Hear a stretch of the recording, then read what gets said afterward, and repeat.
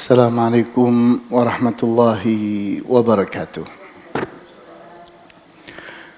Innal hamdalillah nahmaduhu wa nasta'inuhu wa nastaghfiruhu wa na'udzu billahi min shururi anfusina wa min sayyiati a'malina. May yahdihillahu fala mudilla lahu wa may yudlil fala hadiya lahu. وأشهد أن لا إله إلا الله وحده لا شريك له وأشهد أن محمدا عبده ورسوله لا نبي بعده نصلي ونسلم على رسولنا الأمين وعلى آله وأصحابه ومن تبعهم بإحسان إلى يوم الدين وبعد إخواني وأخواتي في الدين أعزكم الله. Pada kesempatan hari ini insyaallah kita ingin membahas tentang 3 akar kejahatan hawa nafsu. Kita tahu bahwa hawa nafsu itu memiliki 2 sisi. Sisi jahat dan sisi baik. Di mana hal itu termaktub di dalam surat Asy-Syams. Kalau kita membaca surat Asy-Syams, kita akan sampai kepada firman Allah, fa'alhamaha fujuraha wa taqwaha. Allah ilhamkan ke dalam hawa nafsu fujuraha, kesiapan untuk jahat, wa taqwaha, dan kesiapan untuk bertakwa. Qad aflaha man zakkaha, maka telah jayalah orang yang mensucikan, membersihkan hawa nafsunya. Wa qad khaba man dassaha, dan telah merugilah, telah tertipulah orang yang mengotori hawa nafsunya.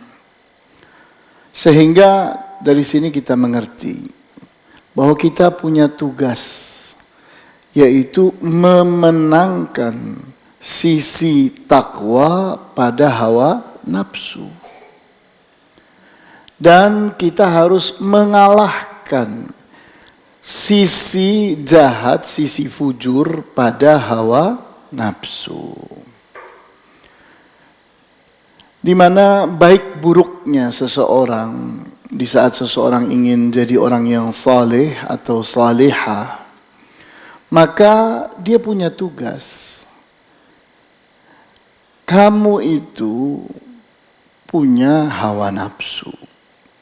Kalau hawa nafsu itu tidak disiapkan untuk mengutamakan, memenangkan hal-hal yang takwa, hal-hal yang baik, hal-hal yang benar, hal-hal yang bermanfaat, di saat seseorang tidak memenangkannya, maka sebaliknya dia akan dikalahkan oleh hawa nafsunya sendiri. Di mana seperti kita baca pada surat Yusuf ayat 53. Di mana Nabi Yusuf mengatakan, "Wa ma ubarri'u nafsi, innan nafsa la ammaratum bis-su'. Illa ma rahima rabbi. Wa ma ubarri'u nafsi." Sesungguhnya aku tidak menganggap bahwa diriku ini baik. Kenapa? Innan nafsa. Karena sesungguhnya hawa nafsu manusia itu la ammaratum bis-su'. Sangat mengajak, sangat memerintahkan si manusianya untuk berbuat jahat, berbuat buruk. Illa ma rahima rabbi, kecuali hawa nafsu yang disayangi Tuhanku. Lah, kapan hawa nafsu itu disayangi oleh Allah? Jawabnya, di saat hawa nafsu itu telah tunduk, telah siap untuk ittiba, siap untuk melaksanakan Al-Quran dan Al-Hadis, siap untuk bertakwa kepada Allah Subhanahu wa taala. Orang yang punya kesiapan itulah orang-orang yang bersungguh-sungguh usaha. Orang-orang yang bersungguh-sungguh berusaha itulah orang yang akan dibantu oleh Allah. Seperti termaktub pada surat Al-Ankabut ayat 69. Surat Al-Ankabut ayat 69. Walladzina jahadu fina lanahdiyannahum subulana. Dan orang-orang yang bersungguh-sungguh ingin mendapatkan jalan kami, kami akan tunjuki kemana jalan kami. Jadi Allah akan memberi hidayah.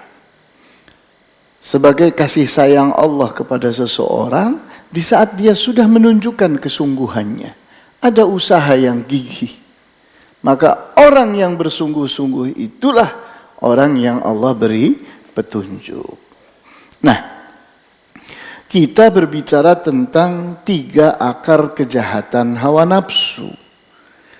Kita bertanya sekarang, kenapa kok pakai disebut akar?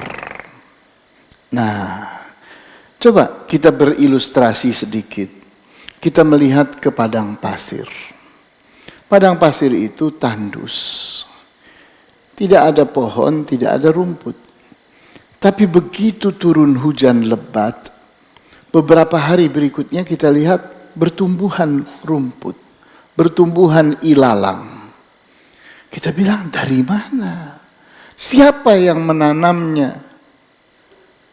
Kok tahu-tahu ada rumput, kok tahu-tahu ada ilalang, ada pepohonan ini, siapa yang menanamnya? Maka, kalau kita korek padang pasir, sekering apapun padang pasir itu, kalau kita korek, kita dapati banyak akar ternyata di sana. Akar-akar itu sudah siap. Siap untuk tumbuh. Dia hanya membutuhkan air. Kapan datang air, maka dia tumbuh menjadi rumput dan ilalang. Begitu pula hawa nafsu. Hawa nafsu itu, di dalam hawa nafsu sudah ada akar. Akar ketakwaan dan akar kejahatan. Seperti di surat Asy-Syams tadi. Jadi akar-akar itu sudah siap. Tinggal mana yang ingin engkau sirami. Engkau menyirami akar ketakwaanmu, engkau akan jadi orang yang bertakwa. Engkau jadi orang yang saleh. Tapi di saat engkau itu sebaliknya, malah menyirami akar kejahatan di dalam hawa nafsu, maka yang akan terjadi, sisi jahat itulah yang akan menang. Nah, dari sini, inilah yakni sebuah ilustrasi untuk mengerti persoalan diri kita sendiri. Baiklah, kita lihat Ibnul Qayyim Al-Jauziyah dalam buku Al-Fawaid jilid 1 halaman 58. Beliau berkata, usulul khataya kulluha thalathun. Akar-akar kejahatan, akar-akar kesombongan, akar-akar keburukan, itu seluruhnya ada 3 macam. Jadi kita sesungguhnya tidak sulit untuk mempelajari hawa nafsu kita sendiri. Kita berkata, dari mana sih harus mulai? Saya ingin jadi orang saleh, ingin jadi perempuan yang salihah. Dari mana saya harus memulainya? Maka jawabnya, dari hawa nafsumu engkau memulai. Hawa nafsumu itulah yang akan menentukan engkau jadi baik atau jadi buruk. Kalau ingin jadi orang buruk, turuti hawa nafsu. Jor-joranlah engkau dengan hawa nafsumu, maka engkau akan jadi orang yang jahat.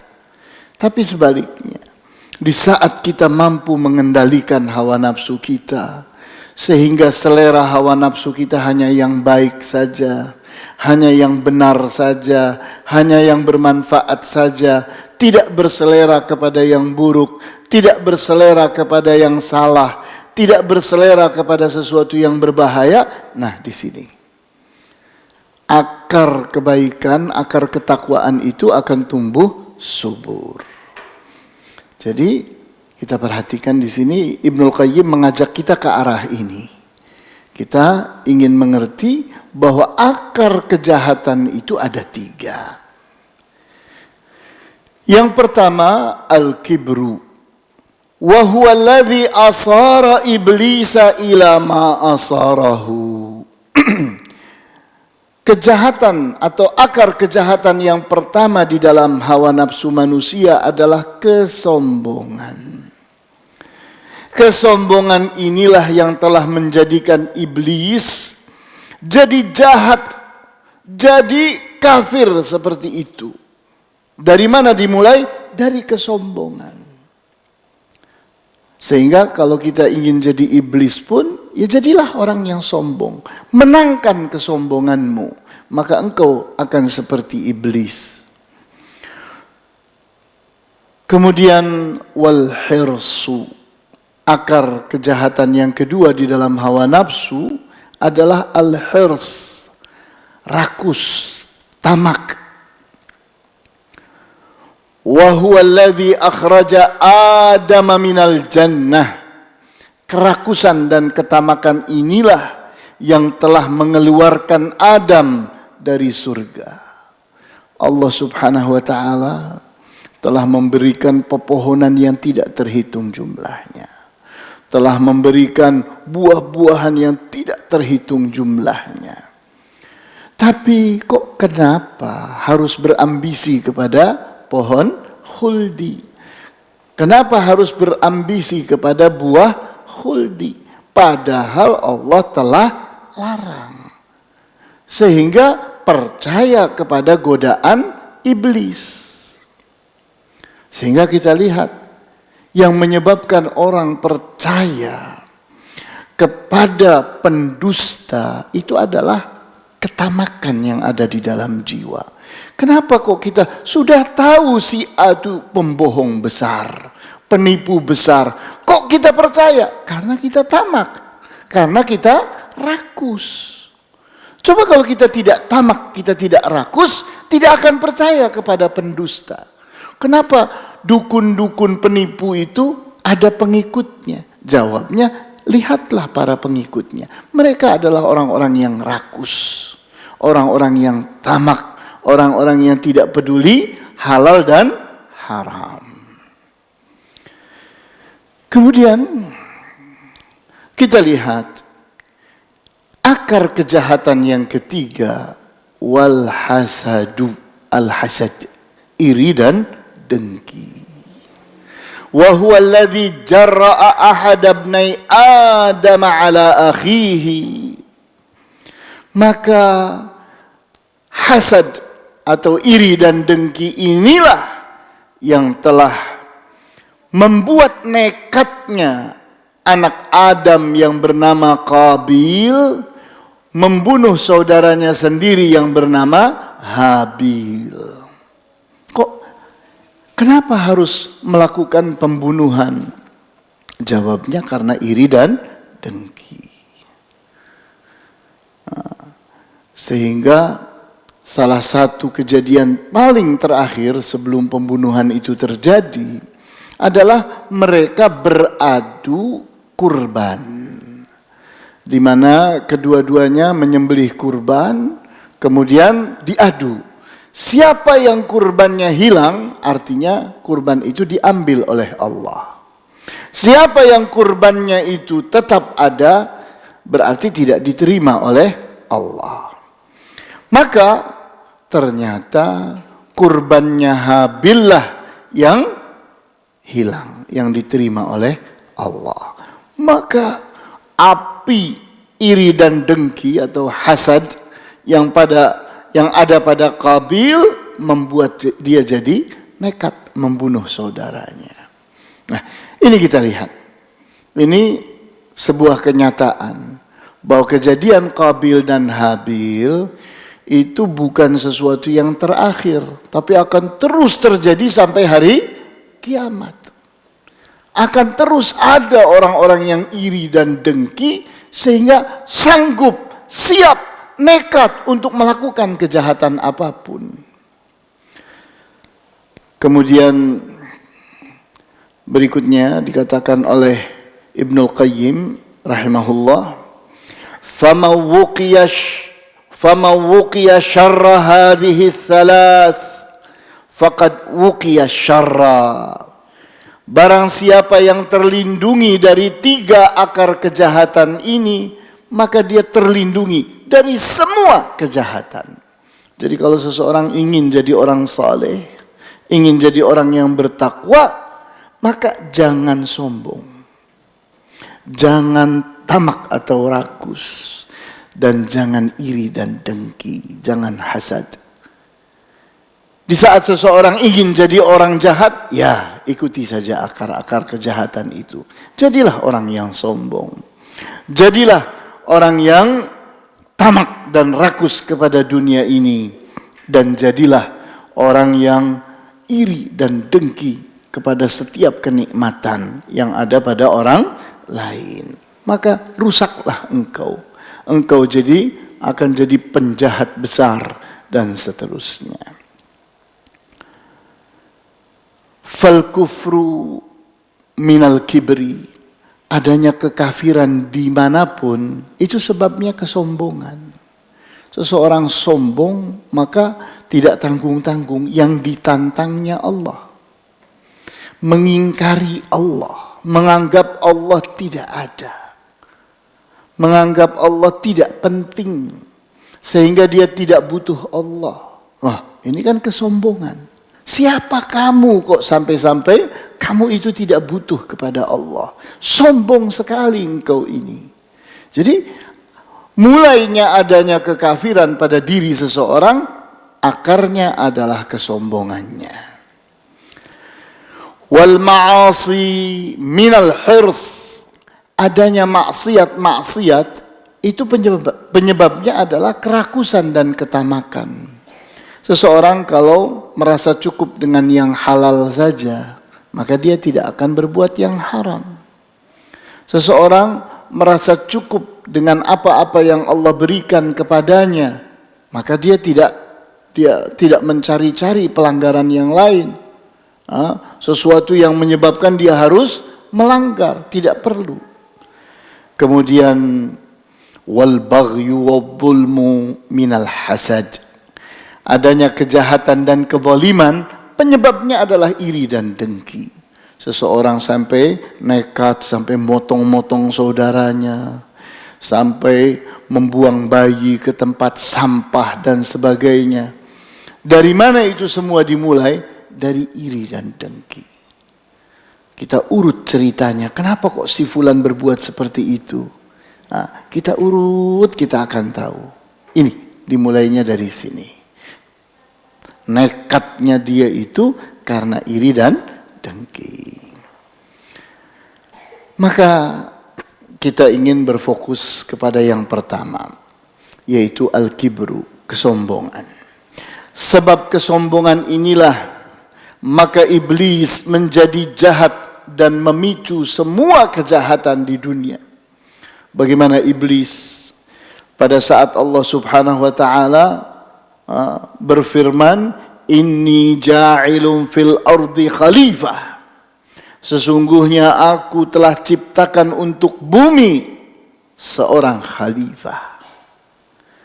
Kita lihat, iblis merasa iri, kok bukan saya, kok Adam.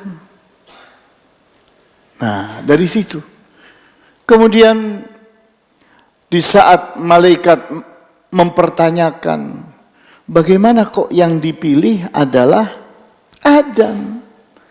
Padahal Adam itu punya hawa nafsu seperti hawa nafsu yang ada pada iblis, yang ada pada jin. Maka Allah pun menjawab, inni a'lamu ma la ta'lamun. Sesungguhnya aku ini tahu apa yang kalian tidak tahu. Ternyata hawa nafsu manusia itu mudah dikendalikan, mudah dijinakkan, mudah ditundukkan. Tidak seperti hawa nafsu yang ada pada syaitan, pada iblis, pada jin. Nah, kemudian Allah tunjukkan pula kelebihan yang lain pada manusia. Apa kelebihannya manusia? Manusia itu sanggup untuk menerima, menampung ilmu sebanyak-banyaknya. Maka Allah pun membuktikannya. Wa 'allama Adamal asma'a kullaha. Dan Allah ajarkan Adam semua nama. Sehingga Adam ditanya apapun bisa menjawab. Kenapa? Daya tampung ilmunya dahsyat. Maka Allah pun membuktikannya. Bertanyalah Allah kepada malaikat beberapa pertanyaan. Malaikat tidak mampu menjawab. Pertanyaan itu ditanyakan kepada Adam. Adam mampu menjawab. Kemudian Allah pun bertanya kepada jin beberapa pertanyaan. Mereka semua tidak mampu menjawab. Pertanyaan itu ditanyakan kepada Adam. Adam mampu menjawab. Maka Allah pun telah membuktikan bahwa Adam itu lebih baik daripada malaikat dan jin. Maka diperintahkan mereka untuk bersujud. Usjudu li Adama. Sujudlah kalian kepada Adam. Sujud penghormatan, bukan sujud ibadah. Sujud semua mereka kecuali iblis. Tidak mau sujud. Kenapa? Aba wastakbara. Dia menolak untuk sujud dan merasa sombong. Bersikap sombong. Maka Allah pun mempertanyakan kesombongannya itu.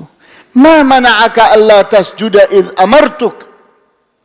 Apa yang menyebabkan engkau itu tidak sujud padahal aku ini telah memerintahkanmu?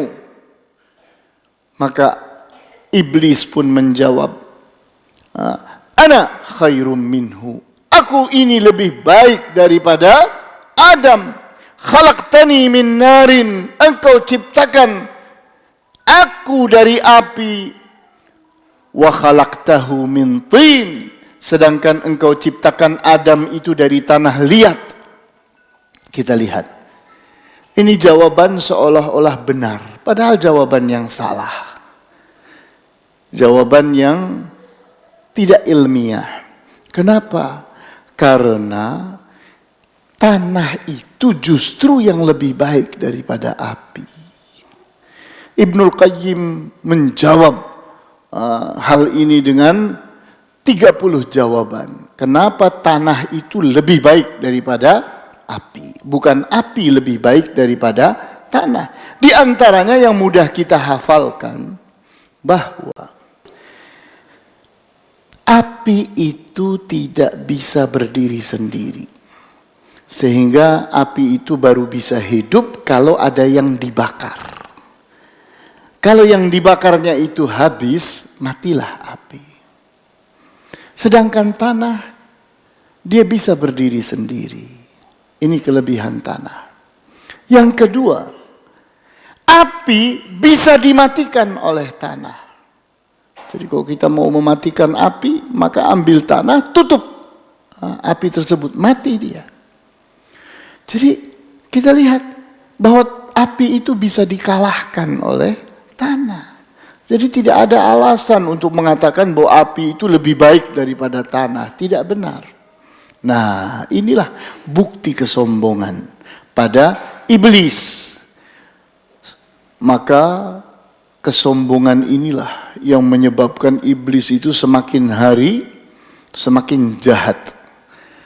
Semakin menjadi-jadi. Dan kita lihat korbannya. Jutaan manusia atau bahkan miliaran manusia jadi kafir, jadi jahat.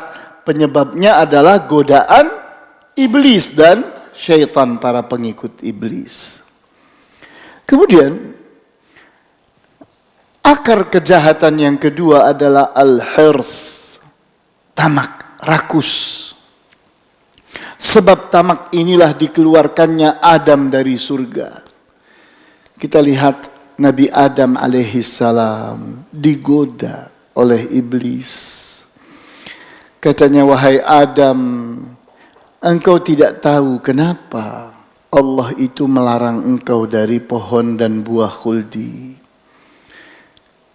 Engkau tahu penyebabnya karena pohon dan buah khuldi inilah yang menyebabkan engkau akan kekal di dalam surga ini.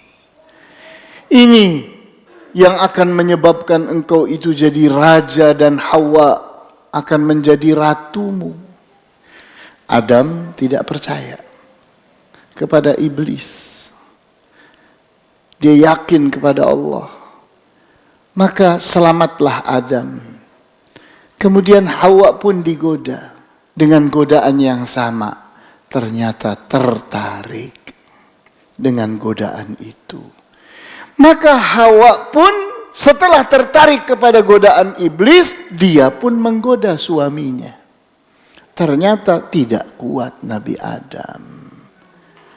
Jadi Nabi Adam tidak bisa dikalahkan oleh iblis, tapi bisa dikalahkan oleh istrinya, oleh perempuan. Nah, jadi kita lihat apa sih yang menyebabkan dia itu mau mendengar godaan iblis? Jawabnya tamak.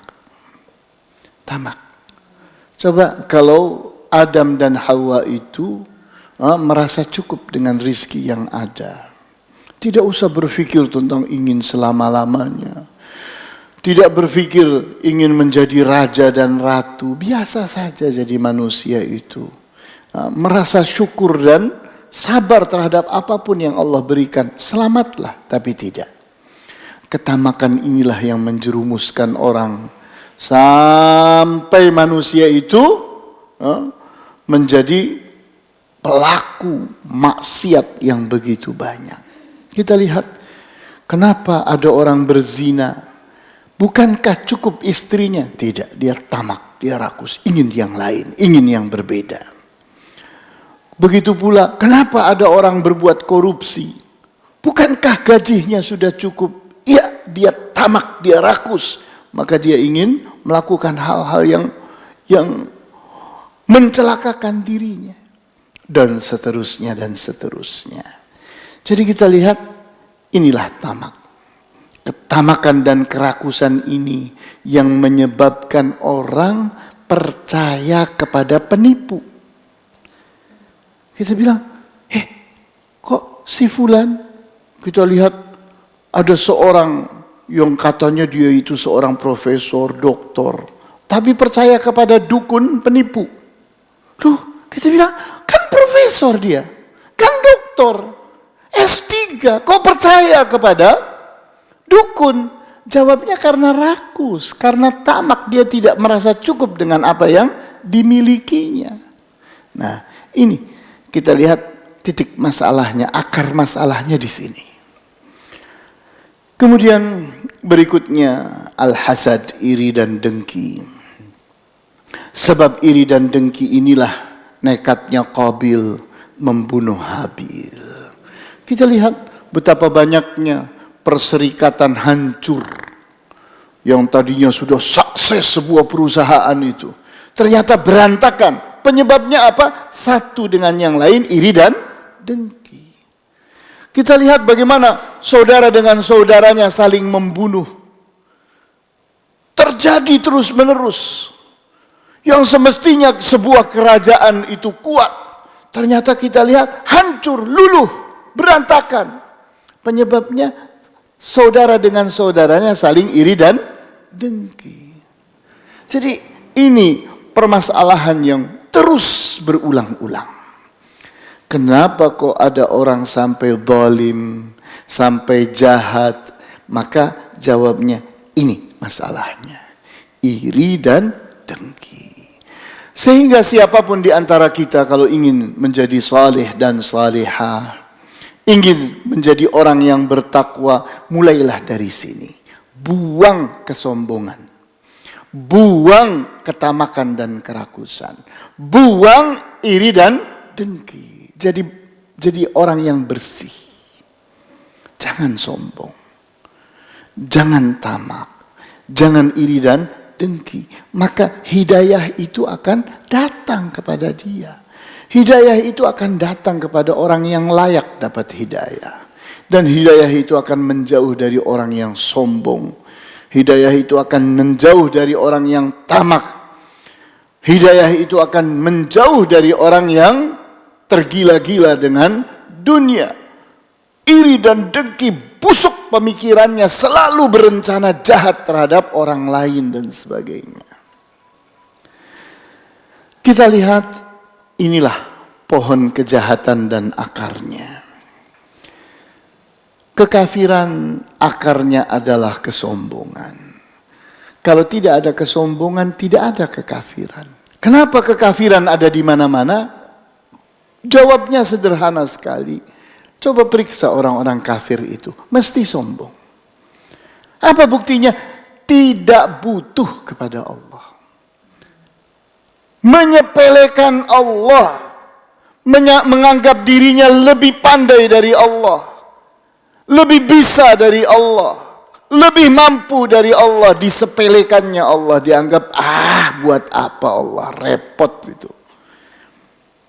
Dia melihat ada orang beribadah, bodoh sekali orang, mau disiksa dengan perbuatan-perbuatan baik, begitu katanya. Dengan sombongnya melihat orang yang beriman itu bodoh, menganggap orang-orang yang soleh itu bodoh, lugu dan sebagainya. Jadi kita lihat dari sini titik masalah. Akar masalah kekafiran itu adalah kesombongan. Kemudian maksiat-maksiat akarnya adalah tamak. Kita lihat, kalau kita periksa, kenapa ini ada orang-orang yang melakukan hal-hal yang haram, hal-hal yang dilarang? Jawabnya, karena ketamakan. Dia tidak merasa cukup dengan yang halal. Tidak merasa cukup dengan yang benar. Tidak merasa cukup dengan yang bermanfaat. Dengan hal-hal yang baik. Tidak. Tapi mengada-ada. Ada saja yang difikirkannya. Ingin tampil beda. Ingin menjadi orang yang lebih daripada orang lain. Nah ini. Ini kegilaan. Seseorang akan mengalami kegilaan. Kenapa? Ya karena ketamakan. Karena kerakusan. Kita melihat ada orang-orang yang tingkah lakunya itu mirip dengan orang gila. Kita perhatikan. Loh. Ini orang kenapa sih kayak begini? Periksa. Mesti tamak. Mesti rakus. Dia ingin menjadi orang yang berbeda dengan orang lain. Dia ingin punya apa yang tidak dipunyai oleh orang lain. Kemudian yang ketiga, kezaliman. Akarnya adalah iri dan dengki. Jadi, kenapa ada kejahatan di mana-mana, ada kezaliman di mana-mana? Seseorang sampai membunuh ibunya, membunuh ayahnya, membunuh saudaranya, yakni bersikap buruk terhadap tetangganya, terhadap kawan di perusahaannya dan sebagainya. Seseorang menjegal, seseorang menghalangi, seseorang sampai konspirasi jahat dan sebagainya. Kenapa itu semua terjadi? Jawabnya iri dan dengki. Jadi persoalan di dunia yang kalau kita kumpulkan berjuta-juta masalah, tapi akarnya cuma 3 ini saja. Maka kita bisa identifikasi dan bisa kita klasifikasi. Ini golongan kesombongan penyebabnya. Ini golongan ketamakan penyebabnya. Ini golongan penyebabnya adalah iri dan dengki. Tidak banyak di dunia ini masalah. Cuma 3 ini masalahnya. Ketiga-tiganya kembali kepada hawa nafsu yang tidak bisa dikendalikan atau tidak mau dikendalikan. Nah, berikutnya, bagaimana sih caranya untuk mengendalikan hawa nafsu? Nah, Allah mengajari kita pada surat At-Taghabun ayat 16. Surat At-Taghabun ayat 16. Fattaqullaha mastata'tum. Maka bertakwalah kalian kepada Allah sekuat kemampuan kalian. Jadi orang hidup itu ibarat orang sedang naik tangga. Orang itu hari ininya harus lebih baik daripada kemarin. Hari esoknya harus lebih baik daripada hari ini. Terus manusia itu mengalami kenaikan, peningkatan. Terus dari mana dimulai?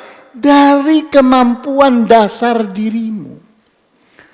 Engkau itu kalau bersedekah dengan 1.000 rupiah, bisa ikhlas, dari situ mulai. Saya kalau ngasih 1 juta rupiah, kepikiran sampai nggak bisa tidur. Jangan dari situ dimulai. Bukan dengan 1 juta rupiah, engkau berarti belum mampu. Kalau 1.000 mampu. Mulai dari 1.000. Terus tingkatkan menjadi 2.000, menjadi 5.000, menjadi 10.000, menjadi 50.000, menjadi 100.000, terus menjadi 1 juta, menjadi 1 miliar dan sebagainya. Tapi kita bisa ikhlas. Hawa nafsu kita tetap terkendali. Nah, disitulah. Jadi seseorang mulai dari situ. Seseorang kalau sholat pendek bisa khusyuk. Mulai dari situ. Kalau panjang, isinya khayalan sepanjang sholat. Lah, jangan dari situ engkau mulai. Mulailah dari surat yang pendek, sederhana, tapi bisa khusyuk. Mulai. Tapi tingkatkan, terus naik. Orang itu harus naik kelas, tidak boleh statis, tidak boleh stagnan. Harus meningkat. Hari ini harus lebih baik dari kemarin. Besok harus lebih baik daripada hari ini. Caranya, wasma'u, dan dengarkanlah. Artinya orang itu harus terus-menerus menuntut ilmu. Jangan pernah berhenti menuntut ilmu. Jangan pernah seseorang merasa dirinya pintar. Karena kebodohan dimulai dari berhenti. Kapan seseorang berhenti menuntut ilmu, maka disitulah dia itu mulai turun. Menjadi semakin bodoh, semakin bodoh. Karena hidup ini seperti orang naik sepeda mendaki dataran tinggi.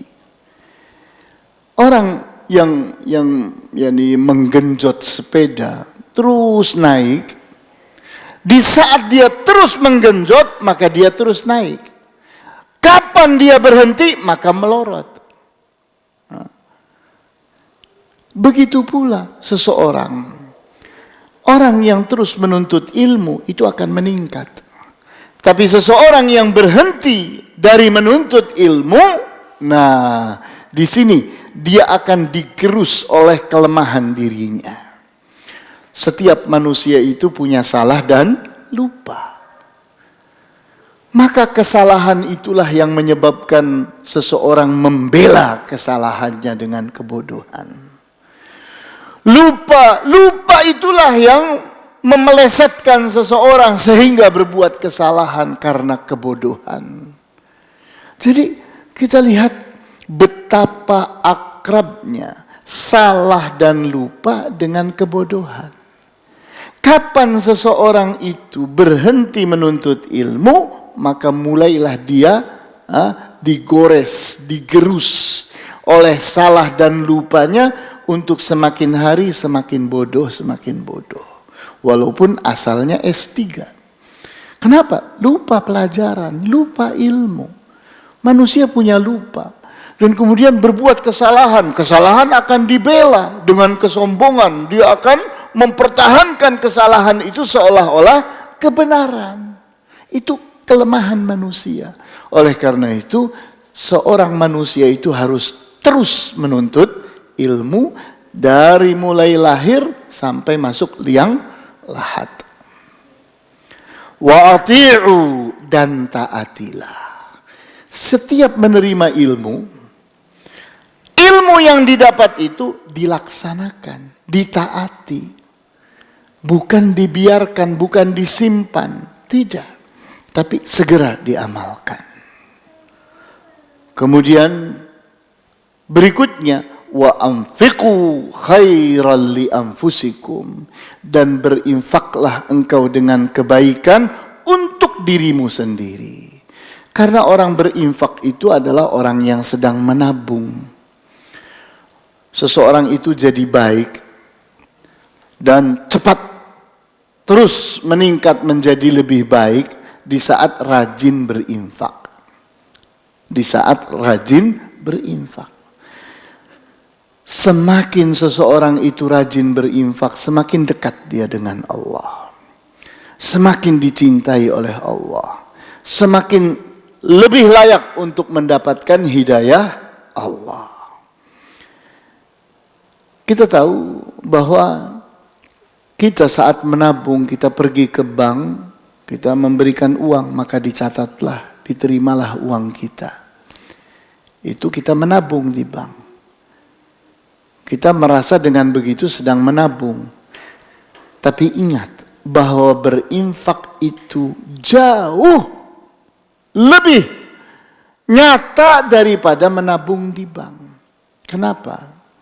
Di saat seseorang itu berinfak, maka tercatatlah amalannya, infaknya itu menjadi kekayaannya. Kemudian kekayaan itu terus meningkat. Kenapa terus meningkat? Karena Allah menjanjikan paling sedikit infaknya kita itu akan mendapatkan 10 kali lipatan. Itu paling sedikit. Bisa sampai 700 kali lipatan. Jadi jauh lebih efektif daripada kita menabung di bank. Oleh karena itu, kalau seseorang ingin menabung, maka menabunglah dengan cara berinfak. Karena kita nanti akan dikagetkan oleh angka yang yakni pragmatis, angka yang mencengangkan. Kita kaget ternyata apa yang kita infakkan di dunia itu ternyata sudah berlipat-lipat dengan riba yang luar biasa di alam akhirat. Karena Allah melakukan riba terhadap orang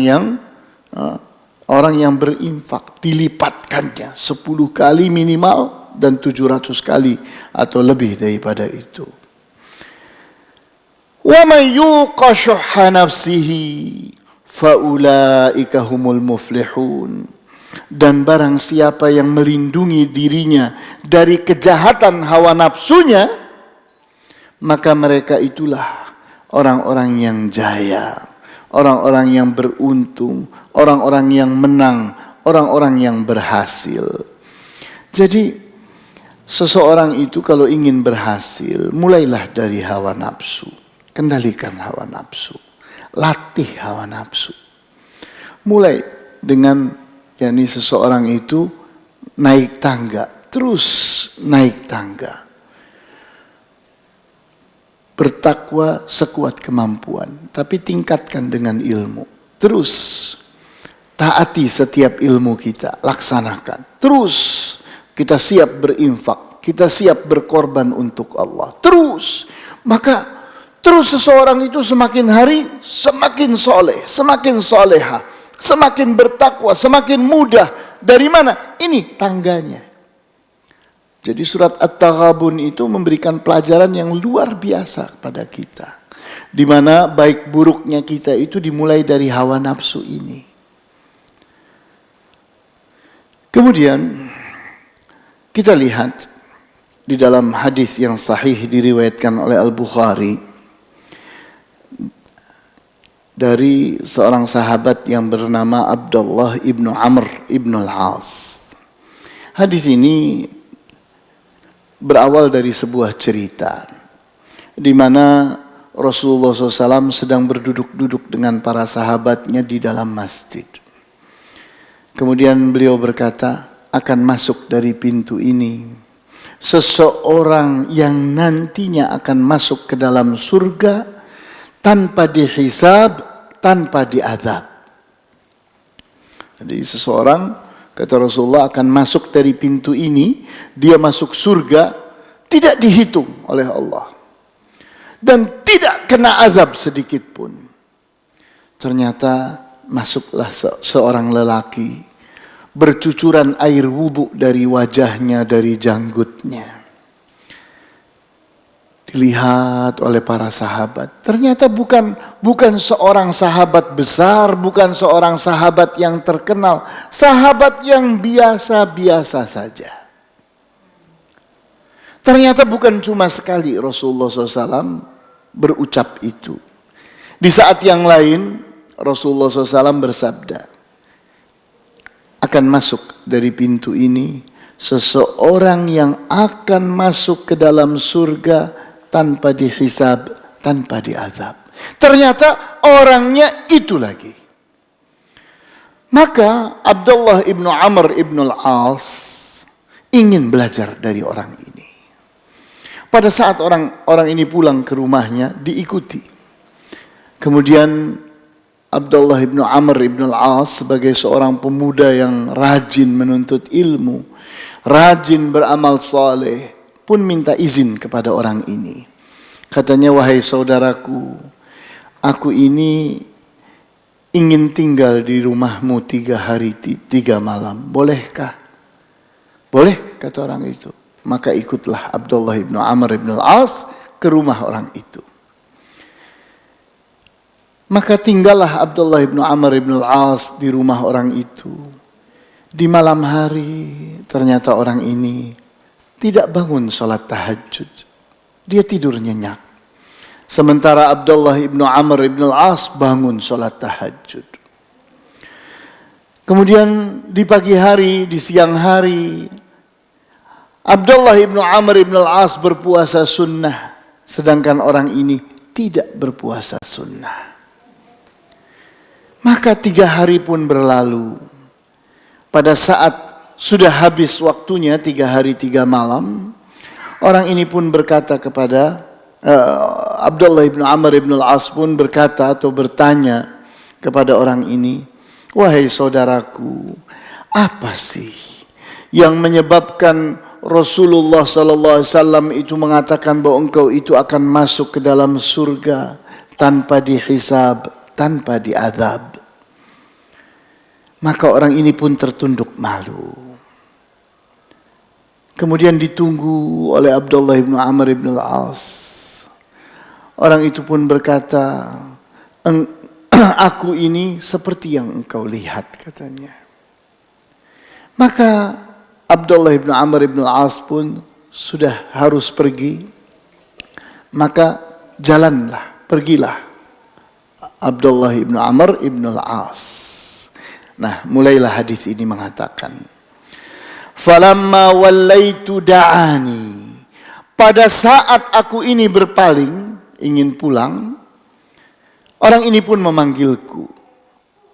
Kemari engkau.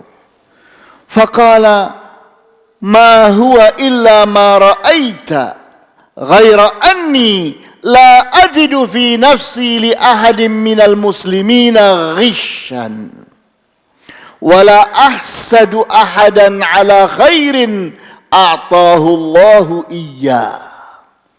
Orang ini mengatakan, aku ini tidak lain seperti yang engkau lihat saja. Hanya saja aku ini tidak mendapati di dalam jiwaku keburukan terhadap orang lain. Aku tidak ingin menipu siapapun. Aku tidak iri dan dengki kepada siapapun terhadap rizki kebaikan yang Allah berikan kepadanya. Qala Abdullah, hadhihi allati balagat bika wa hiya allati la tutaq. Kata Abdullah ibnu Amr, ini dia jawabannya. Ini yang menyebabkan engkau itu bisa sampai kepada derajat yang disebutkan oleh Rasulullah SAW, yang orang lain tidak mampu untuk mendapatkannya. Kita lihat ini, sederhana sekali, bahwa orang itu kalau ingin jadi orang saleh, ingin jadi orang salehah, ingin layak masuk surga, dari sini dimulai. Dari hawa nafsunya. Di saat hawa nafsu itu bisa dikendalikan, sehingga terhindar dari kesombongan, terhindar dari ketamakan dan kerakusan, terhindar dari iri dan dengki, maka disitulah seseorang mulai menjadi ringan dalam beramal saleh. Kemudian kita pun mempelajari sebuah istilah yaitu syuh. Syuh itu artinya kejahatan hawa nafsu. Di mana setiap orang itu punya syuh di dalam jiwanya. Sehingga kenapa sih ada orang berbuat jahat? Kenapa sih ada orang pelit? Kenapa sih ada orang egois? Kenapa sih ada orang berencana jahat? Berpikir jahat? Jawabnya karena adanya syuh yang ada di dalam jiwanya. Kata syuh ini terulang-ulang di dalam Al-Quran dan Al-Hadis. Maka kita membaca sebuah hadis di mana sahabat yang bernama Jabir ibnu Abdullah radhiyallahu anhu mengatakan, katanya Rasulullah SAW bersabda, "Ittaqu dhulma, fa inna dhulma dhulumatu yaumal qiyamati." Waspadalah kalian dari kezaliman, karena kezaliman itulah yang akan menyebabkan kegelapan-kegelapan di hari kiamat. Jadi kita lihat di hari kiamat nanti orang-orang yang zalim itu matanya tidak bisa melihat. Kita bertanya, kenapa? Bukankah waktu di dunia dia bisa melihat? Ya. Jawabnya, mata ini yang dulu mencelakakan orang ini. Sehingga mata ini yang melupakan kebaikan orang. Mata ini yang menyebabkan kesombongan. Mata ini yang menyebabkan ketamakan dan kerakusan. Mata ini pula yang menyebabkan seseorang iri dan dengki. Maka di saat seseorang karena matanya menyebabkan salah disebut benar, benar disebut salah. Baik disebut buruk, buruk disebut baik. Manfaat disebut bahaya, bahaya disebut manfaat. Dari mana dimulai? Dari mata ini. Maka yang pertama kali Allah balas pada diri manusia di alam akhirat nanti adalah membutakan mata orang yang zalim, orang yang tidak adil, orang yang tidak bijak, orang yang tidak membenarkan yang benar, tidak menyalahkan yang salah, tidak menganggap baik sesuatu yang baik, tidak menganggap buruk sesuatu yang buruk, tidak menganggap sesuatu yang bahaya itu bahaya, yang bermanfaat itu bermanfaat, tidak, malah dibaliknya. Yang baik dibilang buruk, yang buruk dibilang baik, yang salah dibilang benar, yang benar dibilang salah, yang manfaat dibilang bahaya, yang bahaya dibilang manfaat. Dari mana dimulai? Dari mata. Maka Allah balas itu. Sehingga dikatakan, ittaqu dhulma, fa inna dhulma dhulumatu yaumal qiyamati. Waspadalah kalian dari kezaliman. Karena kezaliman itu akan menyebabkan gelapnya mata manusia di hari kiamat nanti. Wattaqu syuhha, fa inna syuhha ahlaka man kana qablakum. Dan waspadalah kalian dari syuh, karena syuh inilah yang membinasakan orang-orang sebelum kalian. Hamalahum ala ansafaku dima'ahum wastahallu maharimahum. Maka syuh inilah yang menyebabkan orang dahulu kala itu menumpahkan darah di antara mereka, saling membunuh, saling melukai, dan saling menghalalkan apa-apa yang haram. Jadi kita lihat bahwa masalah manusia yang paling inti adalah syuh. Syuh itu adalah sifat jahat yang ada di dalam jiwa manusia. Maka kalau kita ingin jadi baik, buang syuh. Jangan ada syuh di dalam jiwa kita. Syuh itu nanti akan muncul dalam 3 tampilan tadi, yaitu sombong, kemudian tamak, kemudian iri dan dengki. Kita perhatikan apa yang dikatakan oleh Abdullah ibnu Umar radhiyallahu anhuma, laisa syuhhu ay yamna'a ar-rajula malahu, innama syuhhu an tatmaha 'ainur rajuli ila ma laisa lahu.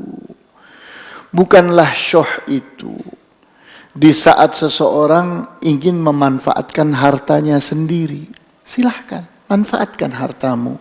Tidak ada syuh pada seseorang yang ingin memanfaatkan dengan baik hartanya.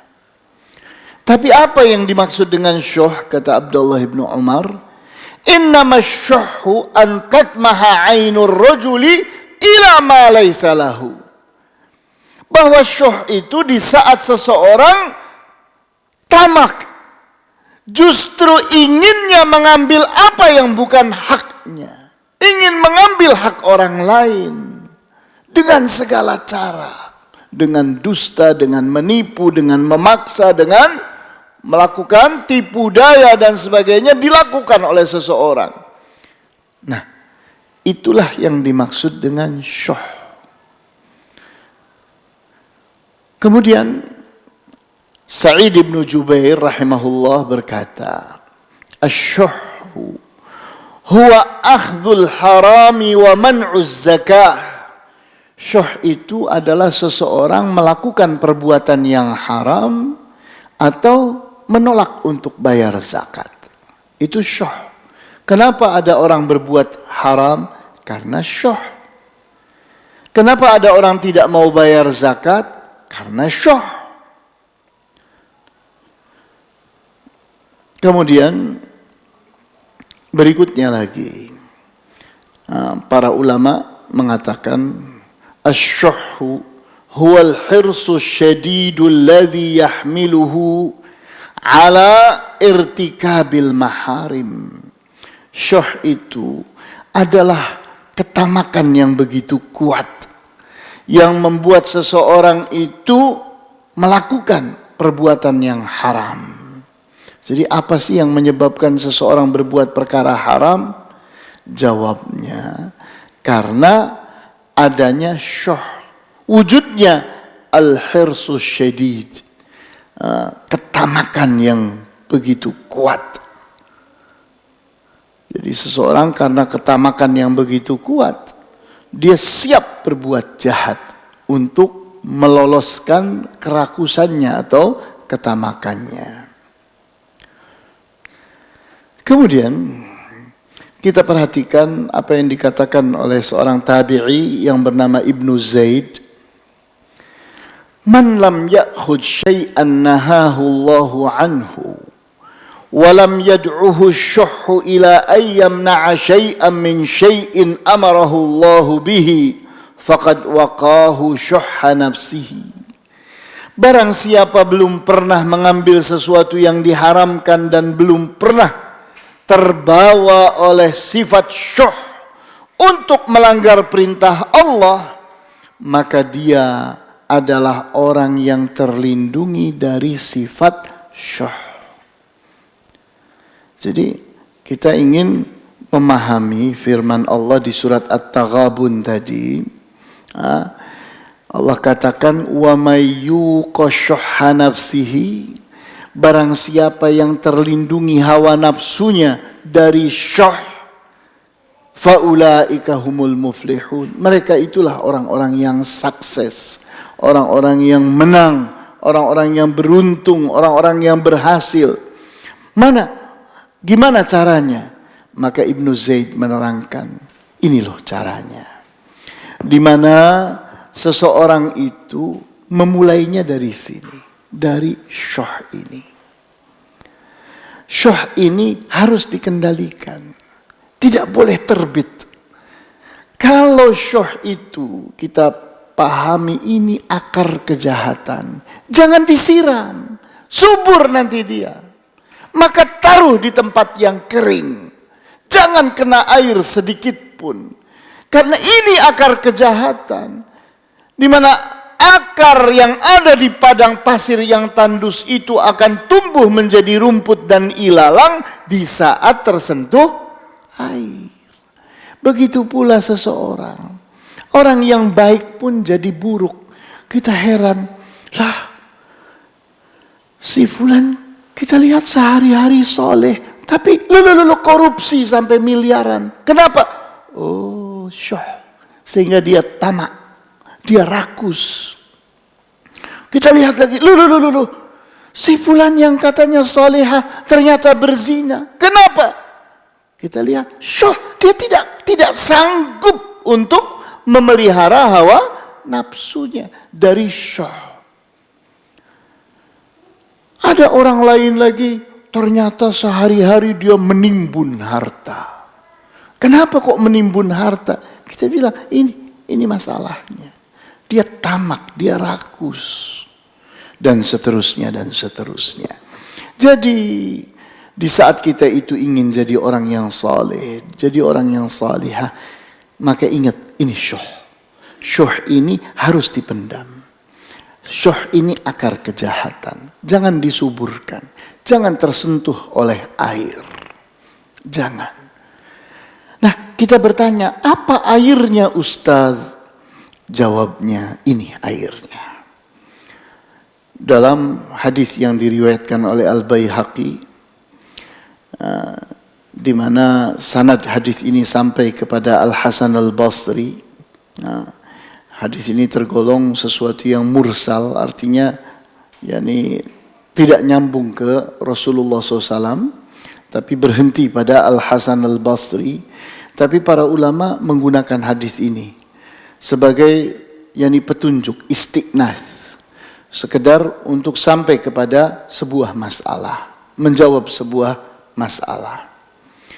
Di mana dikatakan di sini hubbud dunya ra'su kulli khati'atin. Cinta kepada dunia adalah pangkal dari semua kejahatan.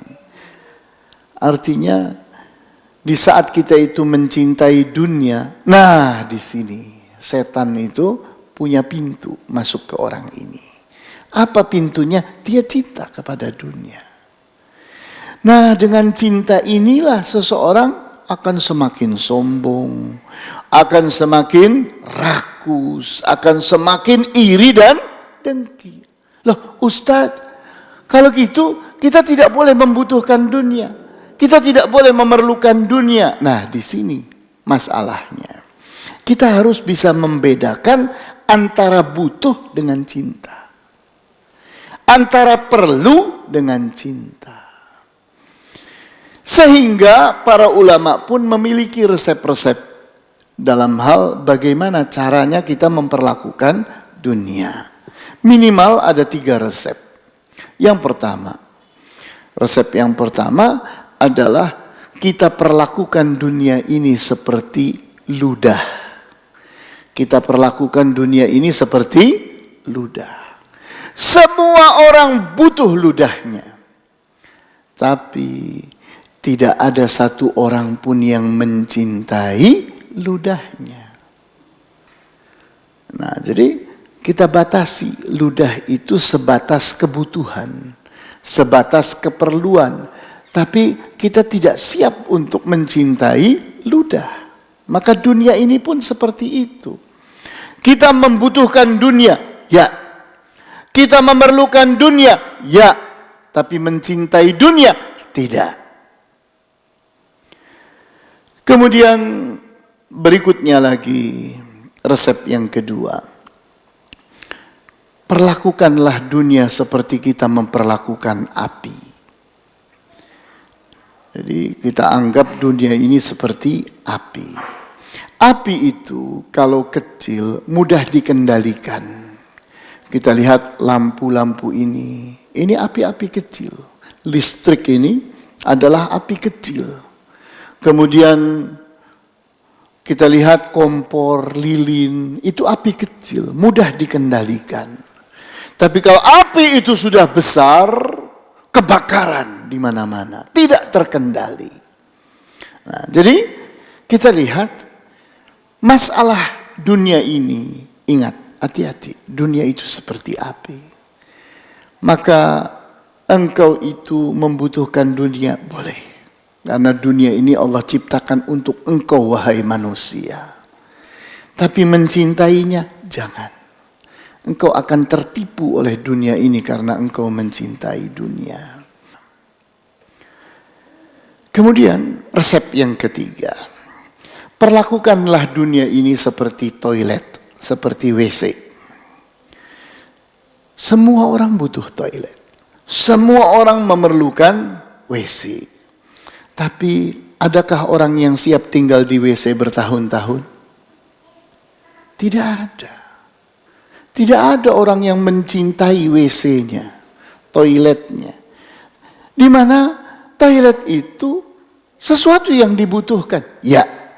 Sesuatu yang diperlukan, ya. Mencintainya, no. Tidak ada. Tidak siap untuk mencintai toilet. Begitu pula dunia. Allah menciptakan dunia untuk kita, bukan kita diciptakan untuk dunia. Allah menciptakan dunia ini menjadi alatnya kita, bukan kita menjadi alatnya dunia. Allah menciptakan dunia ini untuk jadi budaknya kita, bukan kita jadi budaknya dunia. Allah menjadikan dunia ini menjadi kendaraannya kita, bukan kita jadi kendaraannya dunia. Jangan dibalik. Di saat seseorang itu punya kesombongan, menyuburkan kesombongannya. Seseorang punya ketamakan dan menyuburkan ketamakannya. Seseorang memiliki iri dan dengki dan menyuburkan iri dan dengkinya. Begitu dia mencintai dunia, rusaklah dunia akibatnya. Dia rusak dan dunia ini pun rusak sebabnya. Maka terakhir dalam pembahasan kita, ini ada 7 macam cinta dunia. Yang pertama adalah hubbun nisa, cinta kepada wanita. Loh, Ustaz, kenapa kok cuma wanita? Kenapa enggak ada cinta lelaki? Nah, di sini kita lihat, kita jarang sekali mendapatkan kasus ada perempuan jahat karena lelaki. Tapi yang selalu ada, setiap saat, setiap waktu, di setiap tempat, ada laki-laki jahat sebab wanita.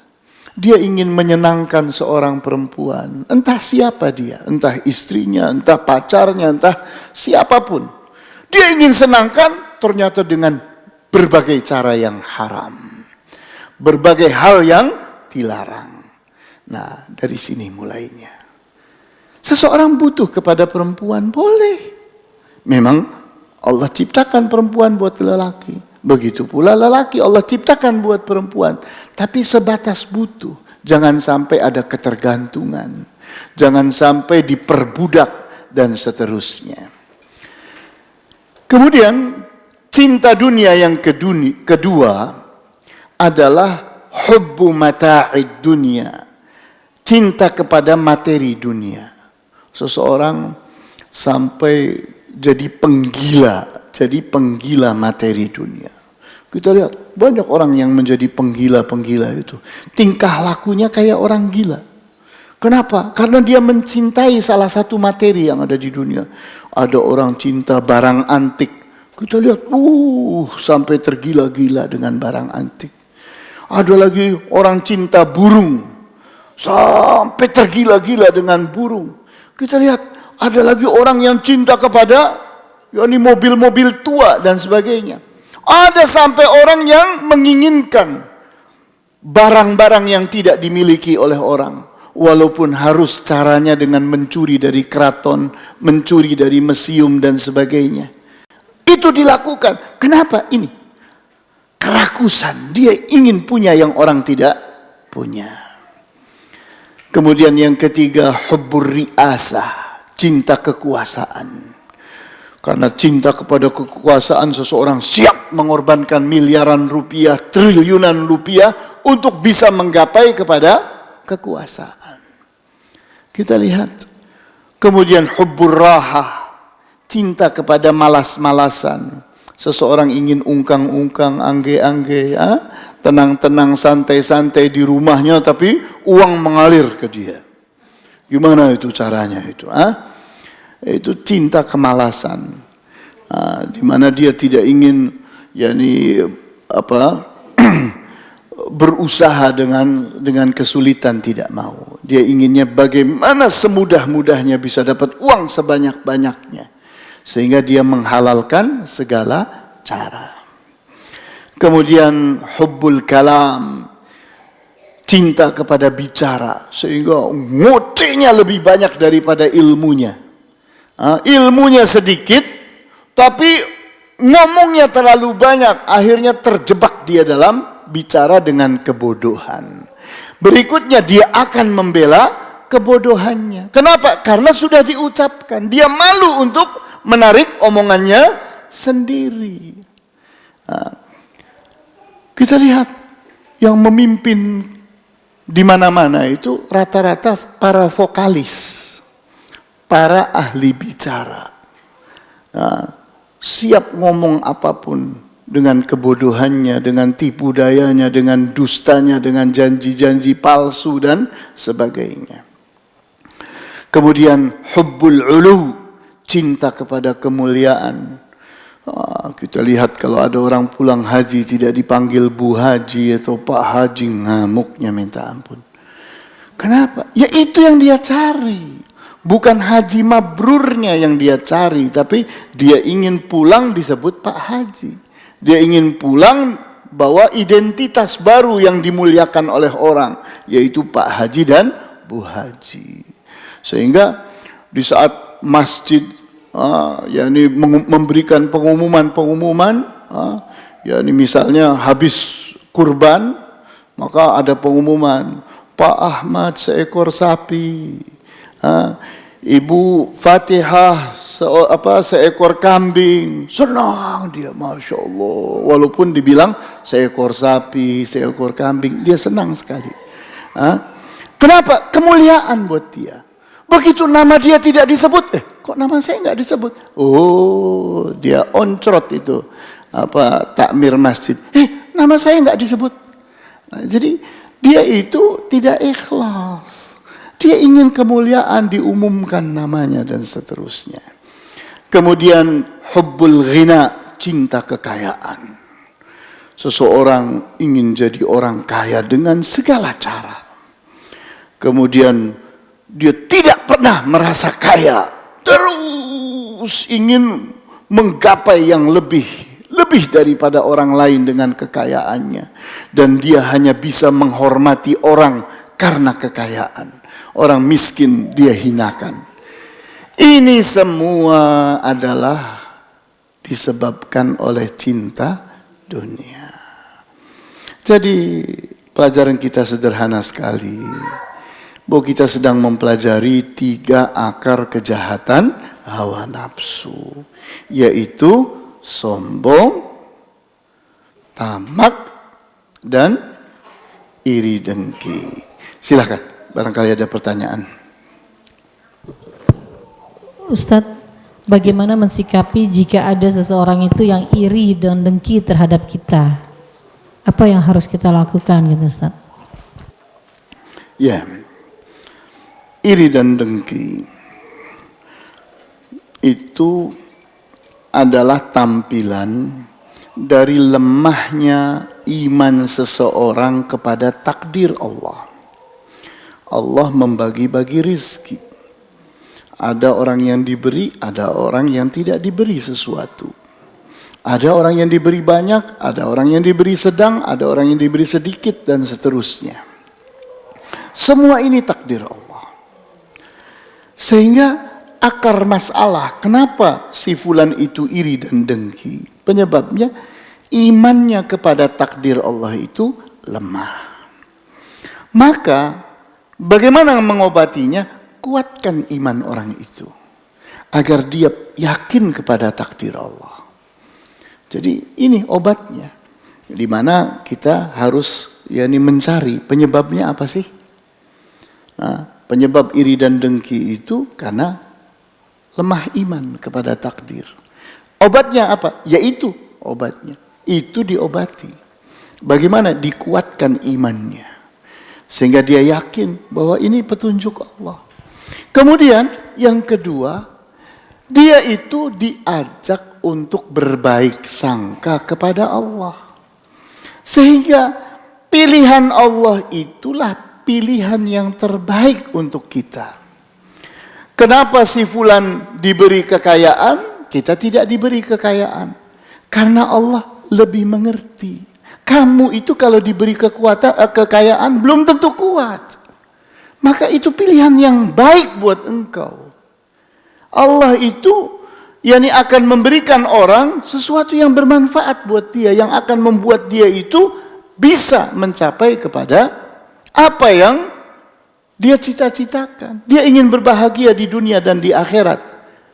Maka yakini bahwa kebahagiaan itu adanya di dalam jiwa. Kebahagiaan itu adanya di dalam jiwa, bukan pada harta dan benda, bukan pada kekuasaan, bukan kepada kemuliaan-kemuliaan yang dibangun orang, bukan. Banyak orang kaya yang mati bunuh diri. Banyak orang yang begitu tinggi kekuasaannya mati bunuh diri. Dan seterusnya dan seterusnya. Ternyata itu semua bukan kebahagiaan. Karena kebahagiaan itu di saat seseorang mampu bersabar dan bersyukur. Mampu berbaik sangka kepada Allah Subhanahu wa ta'ala. Menjalani hidup ini mengalir seperti air dan seterusnya. Maka pahamkan itu. Insya Allah orang itu akan mudah untuk kembali ke jalan yang benar. Iya, Ustaz. Ketika ia iri dan dengki terhadap kita, apakah bisa menimbulkan penyakit ain gitu, Ustaz? Ya, sebetulnya mata panas itu penyebabnya iri dan dengki.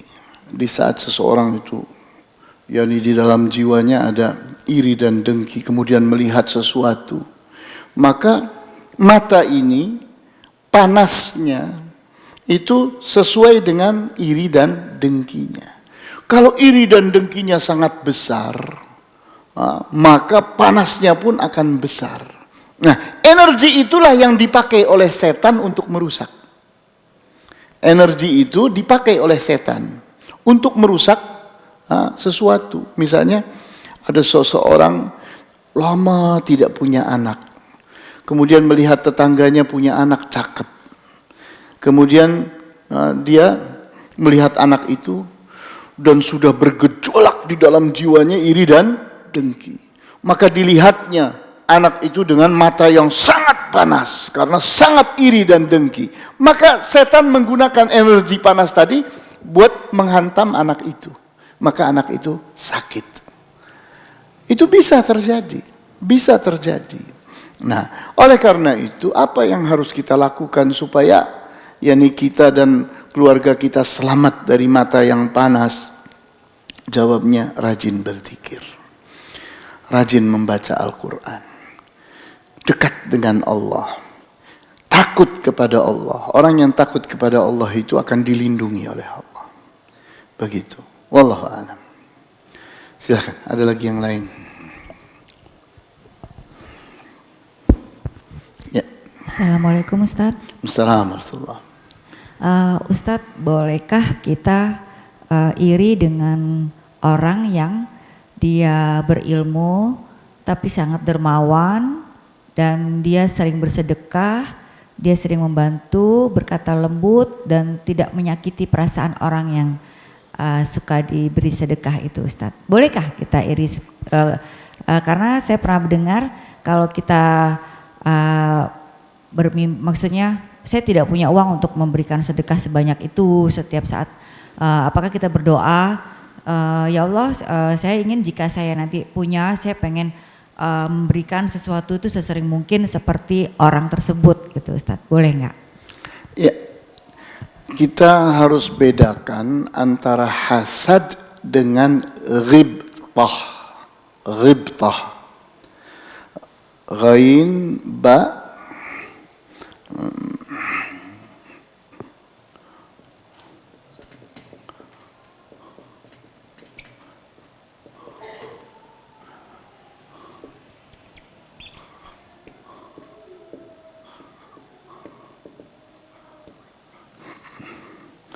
jadi kita lihat itu ada hasad. Nah, di sini ada ghibtah. Hasad itu adalah rasa iri yang bercampur dengki. Jadi keinginan untuk sesuatu itu rusak. Nah, itu haram hukumnya. Tapi kalau seseorang itu iri namun baik, itu namanya berubah, bukan hasad, namanya ghibtah. Contohnya seseorang ingin baik seperti orang, maka itu kan bagus. Iri, kenapa si fulan bisa, kenapa saya tidak bisa? Saya ingin berilmu seperti si fulan, saya ingin bersedekah seperti si fulan, saya ingin beramal soleh seperti si fulan, saya ingin hafal Al-Quran seperti si fulan, saya ingin nyanyian saya kepada Al-Quran seindah si fulan. Kan boleh. Dan itu bukan hasad, namanya ghibtah. Dan itu dibenarkan, dibolehkan. Jadi Rasulullah SAW membenarkan ghibtah itu. Begitu. Silahkan. Ada lagi yang lain? Ustadz, ada nggak kiat-kiatnya supaya kita itu tidak mengikuti hawa nafsu? Kiat-kiatnya Ustadz. Tidak mungkin kita tidak mengikuti hawa nafsu. Karena hawa nafsu itu ada sisi baik, ada sisi buruk. Setiap saat kita mengikuti hawa nafsu. Tapi yang salah itu hawa nafsu yang buruk. Kayak contohnya begini. Ingat, ada cinta, ada benci. Ada semangat, ada malas. Kemudian ada harapan, ada putus asa. Ini semua ada di hawa nafsu kita. Yang menyebabkan kita punya semangat apa sih? Hawa nafsu. Yang buruk itu semangat dalam keburukan. Yang baik itu semangat dalam kebaikan. Nah, semangat adanya di mana? Di hawa nafsu. Kenapa ada orang berperang? Karena ada hawa nafsu. Rasulullah pun berperang, para sahabat pun berperang. Nah, sehingga yang jadi masalah itu bukan hawa nafsunya, tapi hawa nafsu yang tidak terkendali. Hawa nafsu yang tidak memenangkan sisi yang baik, tidak memenangkan sisi yang benar, tidak memenangkan sisi yang bermanfaat. Tapi sebaliknya, justru dia itu memenangkan sisi yang buruk, sisi yang berbahaya, sisi yang salah. Itu masalah. Jadi tidak mungkin manusia itu tidak punya hawa nafsu. Kalau manusia tidak punya hawa nafsu, jadi malaikat. Bedanya manusia dengan malaikat justru di sini poinnya.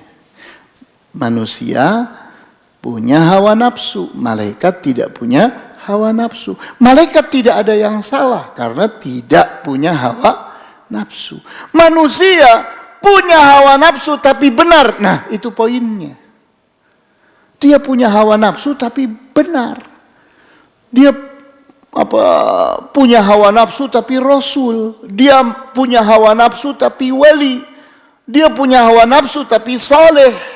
Saleha, itu kan poin. Malaikat tidak bisa mencapai itu. Malaikat pasti soleh, ya kan? Kenapa? Tidak punya hawa nafsu. Situ. Begitu. Wallahu a'lam.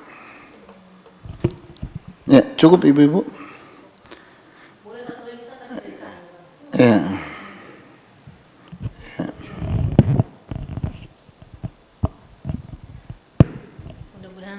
Tidak bosan ya Ustadz ya. Tadi kan Ustadz katakan 3 akar kejahatan hawa nafsu itu salah satunya adalah tamak ya Ustadz ya.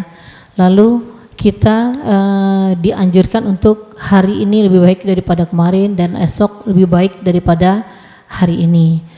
Kalau misalnya kita mengejar dunia gitu saja dan menyibukkan diri lebih banyak karena hidupnya ingin lebih baik daripada hari ini, ingin meningkatkan ekonominya lebih baik daripada hari ini gitu. Apakah itu juga termasuk tamak itu, Ustaz? Ya, kita tahu tamak itu kan tergambar pada surat At-Takatsur. Di surat apa? At-Takatsur. Alhaakumut takatsur. Kalian itu telah dibuat lalai oleh sikap menumpuk-numpuk harta dan benda. Jadi kita lihat yang buruk itu bukan banyaknya harta. Abu Bakar banyak hartanya. Utsman ibnu Affan banyak hartanya. Jadi banyak sahabat yang banyak hartanya. Burukkah? Tidak. Yang buruk itu harta yang menyebabkan seseorang jadi lalai. Si fulan tidak sempat tahajud. Kenapa? Dilalaikan oleh hartanya. Lebih buruk lagi, si fulan tidak sempat sholat 5 waktu. Sebabnya apa? Hartanya. Waduh, tambah gawat. Jadi harta yang melalaikan orang dari amal saleh sampai melalaikan kewajiban, sampai menyebabkan kefasikan, sampai menyebabkan kekafiran. Tambah jahat, tambah jahat. Jadi masalahnya bukan menumpuk harta, tapi di saat harta itu mengorbankan orang itu, menyebabkan orang itu jadi korbannya, menjadi orang yang lalai, yakni di mana dia tertipu oleh dunia, sehingga dia lupa akhirat, lupa Allah, lupa kewajibannya, lupa amal saleh dan seterusnya. Begitu. Ya. Ustaz, kalau misalnya seseorang senang dengan memonopoli perdagangan, apakah itu termasuk tamak gitu, Ustaz? Monopoli itu bahasa syariahnya al-ihtikar. Al-ihtikar. Monopoli. Di mana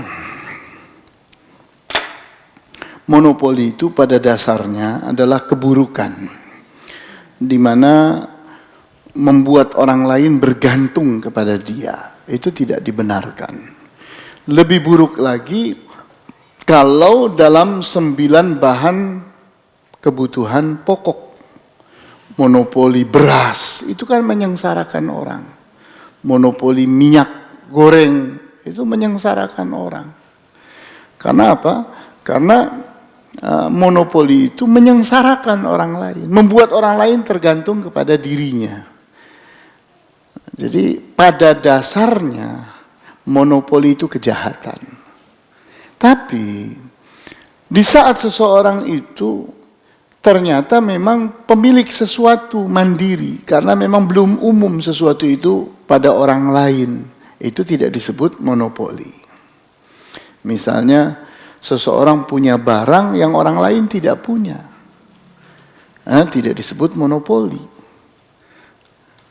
Suatu saat barang itu akan ditiru oleh orang, dan dia tidak bisa menghalang-halangi orang lain untuk meniru barangnya dan seterusnya. Jadi monopoli itu yakni sikap di mana orang lain jadi bergantung kepada diri seseorang. Itu monopoli, itu yang tidak boleh. Begitu, wallahu a'lam. Ya, pasti itu. Maaf Ustaz, satu lagi nih, dan saya belum menemukan jawabannya. Ustaz sudah beberapa tanya ke Ustaz, ada Ustaz yang belum mengetahui gitu Ustaz ya. Jadi kalau tidak salah saya pernah membaca, kita boleh berlaku sombong terhadap orang yang sombong gitu Ustaz. Jadi apakah itu benar Ustaz, ketika kita menemukan seseorang yang dia menyombongkan dirinya, lalu kita mengecilkan dia gitu Ustaz, apakah kita boleh seperti itu Ustaz? Ya, ada pepatah yang salah, pepatah yang buruk, mengatakan Al-kibru alal mutakabbiri sadaqah. Sombong kepada orang yang sombong itu adalah sedekah. Itu pepatah yang salah. Jadi tidak bisa dibenarkan. Karena sombong itu di dalam syariat Islam haram hukumnya. Sehingga di saat seseorang sudah tahu bahwa sombong itu haram, dan sombong itu api yang akan merusak diri kita dan merusak amal kita, kita harus waspadai. Nah, ada posisi-posisi sombong yang dibenarkan. Posisi sombong yang dibenarkan. Di mana Allah itu berhak sombong, itu pasti. Dan kesombongan itu sifatnya Allah. Di mana Allah salah satu namanya di antara 99 al-asma'ul husna, Allah itu al-mutakabbir. Zat yang maha sombong, al-mutakabbir. Kenapa? Ya memang haknya dia. Allah tidak membutuhkan manusia, tapi Allah sangat dibutuhkan oleh manusia. Maka dia berhak untuk sombong. Sementara kita sebagai manusia, kita saling membutuhkan. Kita harus bermuamalah dengan sesama manusia. Kenapa? Karena kita saling membutuhkan. Nah, kapan seseorang itu boleh sombong? Di saat seseorang itu sedang membela kebenaran mutlak. Di saat seseorang sedang membela kebenaran mutlak. Contohnya Islam di hadapan dengan kufur, kekafiran. Kita bela Islam dan kita katakan Islam itu tidak ada yang salah padanya. Allah telah mengatakan inna dina indallahil Islam. Bahwa agama yang bisa diterima oleh Allah itu hanyalah Islam. Kita salahkan selain Islam. Terkesan kesombongan, tapi memang ini haknya Allah. Kita sedang menggunakan haknya Allah. Kita membela Al-Quran sebagai kebenaran mutlak. Kita membela Al-Hadis sebagai kebenaran mutlak. Kita membela manhajnya para as-salafus salih sebagai kebenaran mutlak. Itu orang akan melihat kita seperti orang sombong. Tapi ini adalah kebenaran mutlak yang kita bela, bukan karena ini adalah saya, bukan. Yang kita bela adalah sebuah kebenaran yang tidak mengandung kesalahan. Nah, jadi kalau ini yang dimaksud dengan kesombongan, maka ini haknya Allah. Kita sedang pakai. Haknya Allah yang sedang kita pakai, maka dibenarkan. Jadi kita lihat, di saat kita itu menyombongkan diri kita, menyombongkan pendapat kita, menyombongkan kekayaan kita, menyombongkan apa yang kita miliki, nah disitulah kita berbuat dosa. Sombong yang kita sedang lakukan ini pasti salahnya. Kenapa? Karena yang ada pada kita itu bisa benar, bisa salah, bisa baik, bisa buruk, bisa bermanfaat, bisa berbahaya. Begitu. Ini yang harus didudukkan dengan baik. Ya Ustadz, mohon maaf nih Ustadz. Tadi Ustadz bilang kalau kita dalam menegakkan kebenaran boleh sombong Ustadz ya. Tadi yang kita bela itu kebenaran. Yang kita bela itu kebenaran. Jadi kita boleh. Mutlak. Boleh kita sombong Ustadz ya. Jadi sebentar. Bukan boleh kita sombong, dengan begitu bahasanya. Kita lihat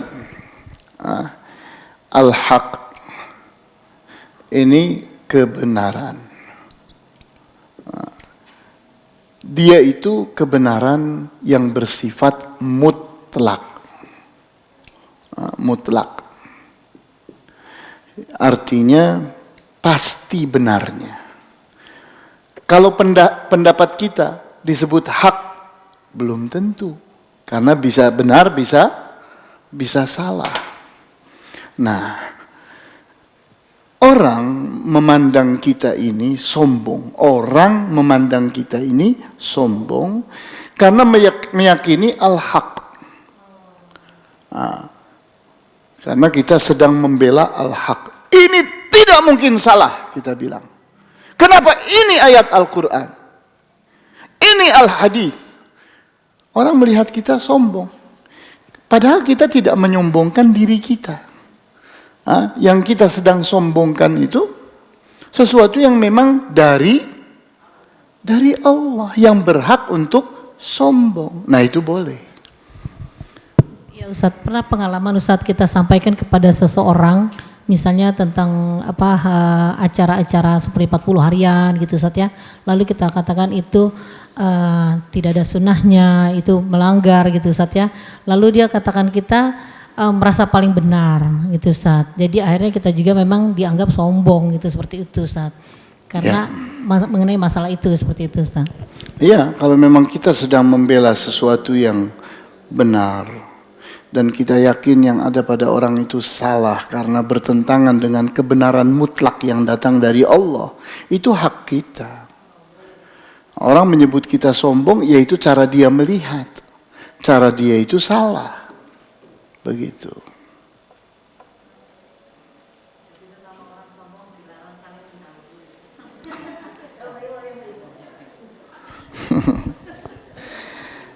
Sebetulnya kita tidak boleh sombong. Jangan sekali-kali kita sombong. Kita tidak boleh sombong. Sampai kapanpun, dari mulai lahir sampai mati, kita tidak boleh sombong.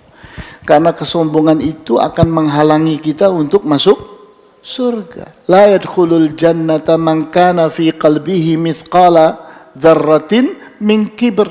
Tidak akan masuk surga orang yang di jiwanya ada sebiji debu kesombongan. Tidak akan masuk surga. Jadi tidak boleh di jiwa kita ada kesombongan. Tapi Allah itu boleh sombong atau tidak? Boleh, haknya Allah. Sehingga di saat kita memaparkan sesuatu itu, ini kebenaran mutlak yang datang dari Allah. Orang melihat kita sombong, itu cara dia melihat. Bukan kita sedang sombong, bukan. Kita sedang mengedepankan, sedang memuji, sedang meyakini kebenaran yang datang dari Allah. Begitu. Kita tidak menyombongkan diri kita. Kalau pendapat ini pendapat kita, bisa salah, bisa benar. Tapi ini ayat, ini hadis yang tidak mengandung kesalahan, begitu. Suka ada komen jangan merasa paling benar sendiri, itu bagaimana Ustaz? Ya nggak apa-apa, itu cara dia melihat. Kita tidak bisa memaksa orang untuk melihat dengan cara kita. Biarkan aja. Nah, pepatahnya pun bilang, biarkan anjing menggonggong, kafilah tetap berlalu. Karena berbeda itu sesuatu yang lumrah, sesuatu yang wajar. Begitu. Ini udah azan, cukup ya. Kita tutup. Wallahu ta'ala a'lamu bis-shawab. Walhamdulillahi rabbil alamin. Wa sallallahu ala ashrafil anbiya'i wal mursalin. Wa ala alihi wa ashabihi ajma'in. Subhanakallahumma bihamdika. Ashhadu an la ilaha illa anta. Astaghfiruka wa atubu ilaik. Wassalamualaikum warahmatullahi wabarakatuh.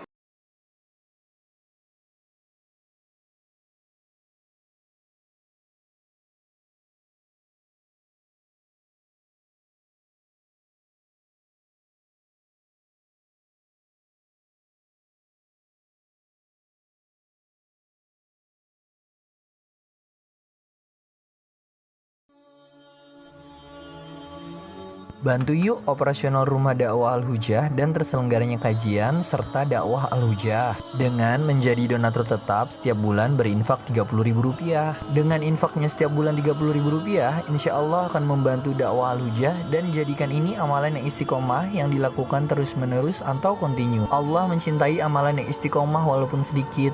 terus istiqomah setiap bulan, jangan berhenti. Karena Allah mencintai hambanya yang istiqomah. Dan insya Allah ini akan menjadi amal soleh jariah dengan menyebarnya ilmu yang bermanfaat. Yuk salurkan amalan istiqomahnya setiap tanggal 3 setiap bulannya melalui Bank Sentral Asia dengan nomor rekening 27660155554 atas nama Dedi Harveni. Dan Mandiri Syariah dengan nomor rekening 71022862999 atas nama Dedi Harveni.